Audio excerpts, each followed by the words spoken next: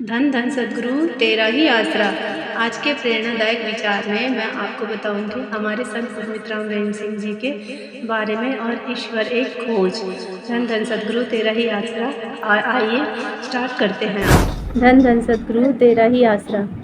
मेरे चैनल में आप सबका स्वागत है। धन धन सद्गुरु तेरा ही आसरा।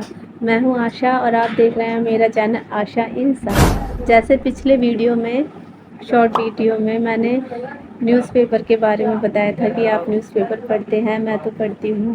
इस बार मैं बताने जा रही हूँ कि हमारे घर पर सच्ची शिक्षा भी आती है। तो क्या आप सच्ची शिक्षा पढ़ते हैं?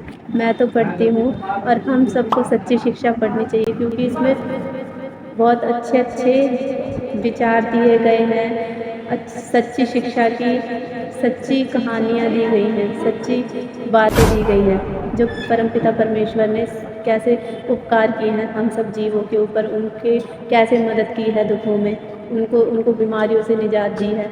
धन धन सद्गुरु तेरा ही आसरा। और भी इसमें बहुत सारी जानकारियाँ होती हैं सच्ची शिक्षा में। तो हम सबको बढ़ चढ़कर सच्ची शिक्षा पढ़नी चाहिए। मैंने सच्ची शिक्षा आज पढ़ी। इसमें मैंने पढ़ा ईश्वर की खोज कहाँ से कहाँ तक। धन धन सद्गुरु तेरा ही आसरा।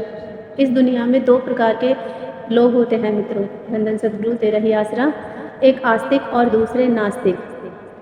ईश्वर के प्रति जो लोग समर्पित रहते हैं वो लोग आस्तिक होते हैं, और सबको ही आस्तिक रहना चाहिए, क्योंकि ईश्वर हमेशा है और रहेगा और था।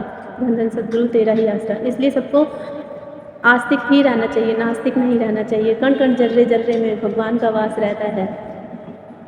इसलिए हम सबको पिताजी के वचनों पर चलना चाहिए और ईश्वर की खोज में लगे रहना चाहिए। और ईश्वर हमें तो साक्षात इस कलयुग रूपी संसार में हमें साक्षात अपने सद्गुरु पिताजी के दर्शन हुए हैं। इस कलयुग में पिताजी अपने बंदे के रूप में चोला धार कर आए हैं, अवतार लिया है।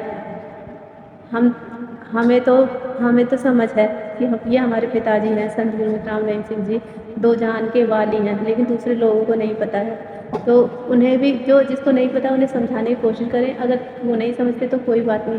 धन धन सद्गुरु तेरा ही आसरा का नारा लगाएं और अपने रास्ते चलें। किसी से बहसबाजी नहीं करनी है। मैं कह रही थी हमें ईश्वर की खोज करनी चाहिए।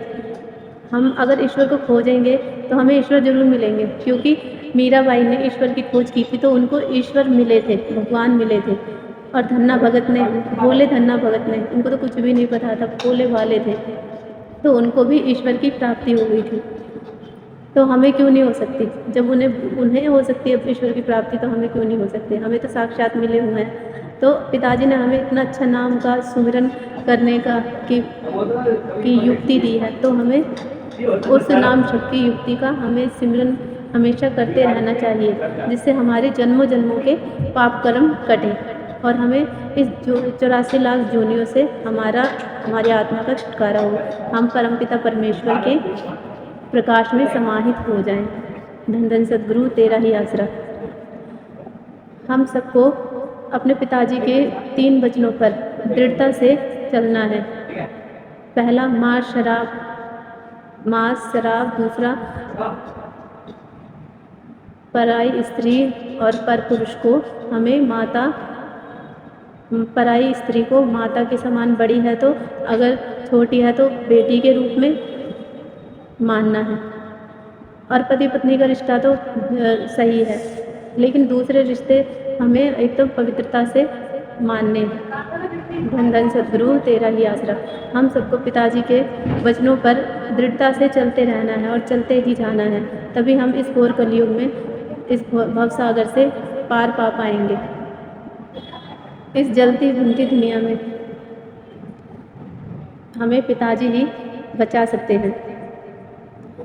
तो आइए डेरा सच्चा सौदा में नाम लीजिए, हमारे पिताजी से जुड़ जाइए। धन धन सद्गुरु तेरा ही आसरा।